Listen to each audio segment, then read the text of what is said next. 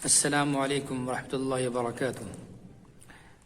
استقبال ہے آپ کا ہمارے چینل مفتی غفران قاسمی UK میں۔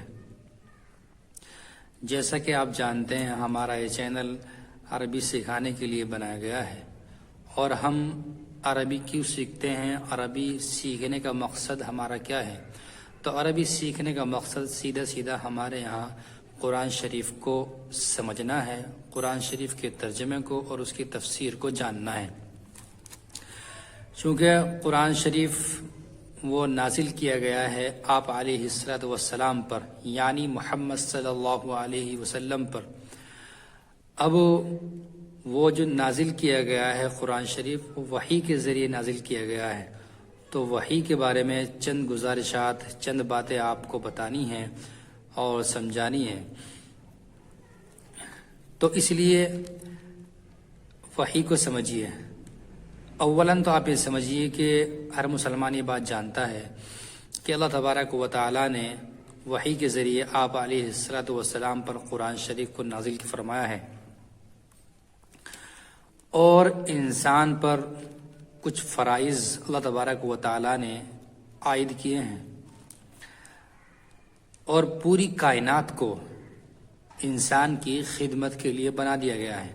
جیسا کہ اس کو کہا بھی گیا ہے کہ ان الدنیا خلقت لکم وانکم خلقتم للآخرہ، تم سب کے لیے اس دنیا کو پیدا کیا گیا ہے، اور لیکن تم کو آخرت کے لیے پیدا کیا گیا ہے۔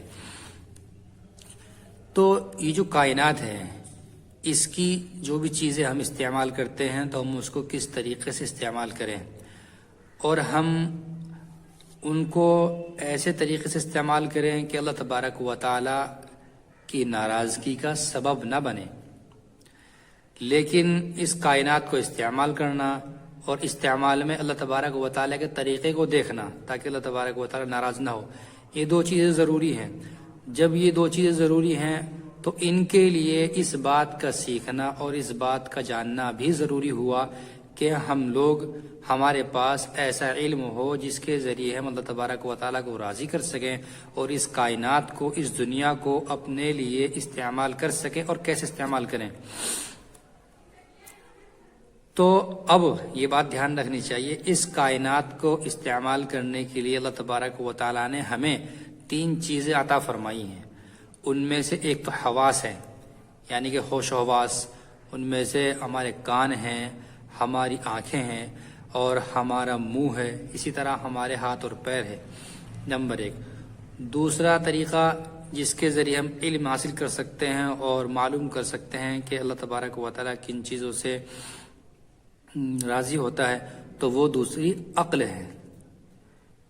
اور جہاں یہ دونوں چیزیں ختم ہو جاتی ہے، یعنی جہاں پر آپ کی آنکھ کام کرنا چھوڑ دیتی ہے یا اسی طرح آپ کی عقل کام کرنا چھوڑ دیتی ہے، تو وہاں پر تیسری چیز آتی ہے وحی۔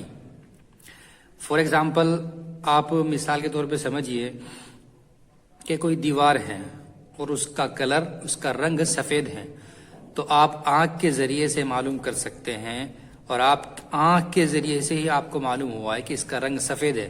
لیکن اگر آپ آنکھ بند کر لے، یا کوئی بلائنڈ مین ہے، اندھا ہے، تو وہ صرف عقل کی مدد سے اس دیوار کے رنگ کو معلوم نہیں کر سکتا۔ تو یہاں پر حواس نے کام کیا۔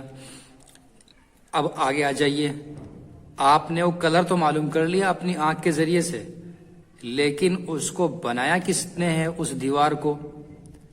تو اس کے لیے آپ کو عقل کی مدد کی ضرورت ہوگی، یعنی کہ آپ عقل ہی کی مدد سے پہچانیں گے کہ اس کو کس نے بنایا ہے۔ صرف آپ آنکھ سے یا اسی طرح ہاتھ پیر سے یا اسی طرح کان کے سننے سے یہ بات معلوم نہیں کر سکتے کہ اس دیوار کو کس نے بنایا ہے۔ یعنی یہ سمجھیے کل ملا کے جہاں پر حواس کام کرتے ہیں وہاں عقل کام نہیں کرتی، اور جہاں پر حواس کام کرنا چھوڑ دیتے ہیں وہاں پر عقل کام کرتی ہے۔ لیکن جہاں پر عقل کام نہ کریں، مثال کے طور پہ جو دیوار کی مثال دی گئی ہے ابھی، کہ دیوار کو پہچانا آنکھ نے، دیوار کو کس نے بنایا اس کو ہم نے پہچانا عقل سے، لیکن اس دیوار کے یہاں پر بنانے سے یا کس طریقے سے بنانے سے اللہ تبارک و تعالی راضی ہوگا یا نہیں ہوگا، اس کو ہم پہچانیں گے وحی کے ذریعے سے۔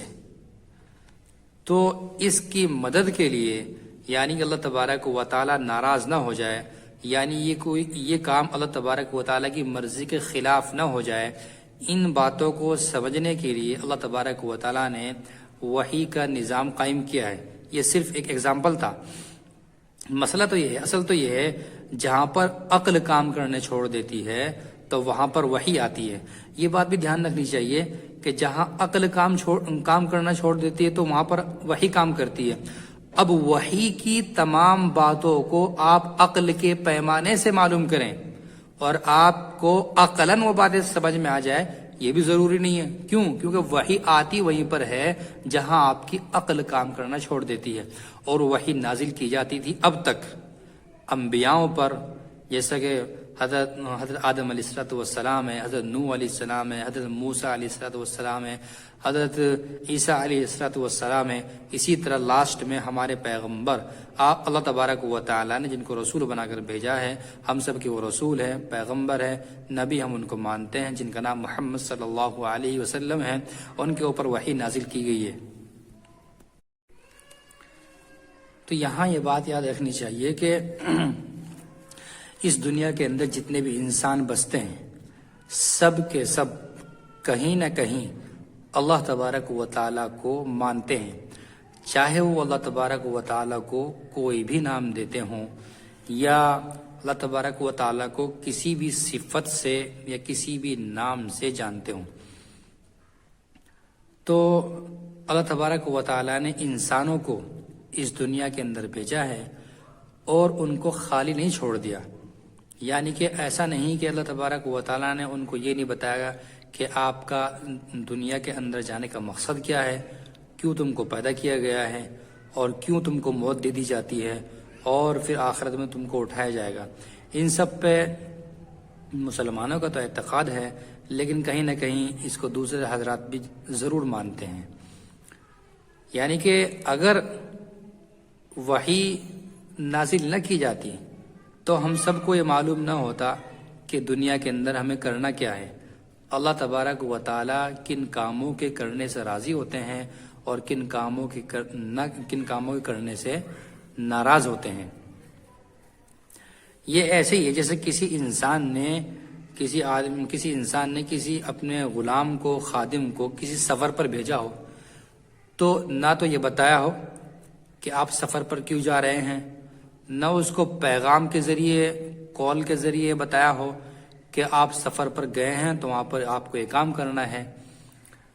تو جب ایک عام انسان یہ نہیں کر سکتا کہ کسی کو سفر پر بھیجا اور اس کو سفر کا مقصد ہی نہیں بتلایا، تو ایک اللہ تبارک و تعالیٰ جس نے اس دنیا کے نظام کو سنبھال رکھا ہے، جو اس دنیا کے مکمل نظام کو چلاتا ہے، چاند، سورج، ستارے کا ایک مکمل نظام ہے، ان کا ایک مکمل مستقر ہے، یعنی ٹھہرنے کی جگہ ہے اور نکلنے کی جگہ ہے۔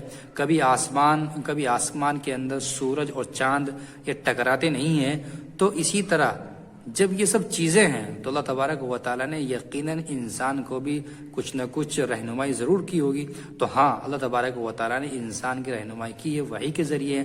اور یہ بات بھی دھیان رکھنی چاہیے، آخر میں آپ کو یہ بتا دوں کہ وحی جو ہے صرف کوئی دینی اعتقاد ہی کے لیے ضروری نہیں ہے، بلکہ وحی کی ایک عقلی اعتبار سے بھی وحی کی ہر انسان کو ضرورت ہوتی ہے۔ تو اللہ تبارک و تعالیٰ نے جو نظام پیدا کیا ہے، اسی نظام کو سمجھانے کے لیے اللہ تبارک و تعالیٰ انبیاؤں کے اوپر اپنی باتوں کو ظاہر فرما دیتے، جو کہ وحی کہلاتی ہے۔ اسی طرح آپ علیہ السلام پر بھی وحی نازل فرمائی گئی ہے۔ اب وحی جو نازل فرمائی گئی ہے، اللہ تبارک و تعالیٰ نے اس کو قرآن شریف کی شکل میں ہمارے سامنے پیش کروا دیا ہے۔ کس کے ذریعے؟ آپ علیہ السلام کے ذریعے۔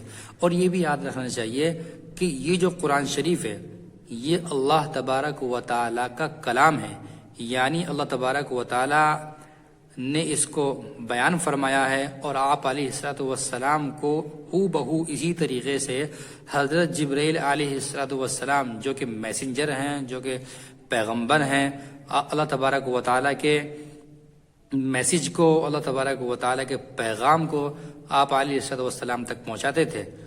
تو یہ قرآن شریف وہ بہو وہی ہے جو اللہ تبارک و تعالیٰ نے بیان فرمایا ہے. اس کے اندر کسی طرح کی کوئی تحریف، کسی طرح کی کوئی قسم کی کوئی تنگی، کدورت نہیں ہے.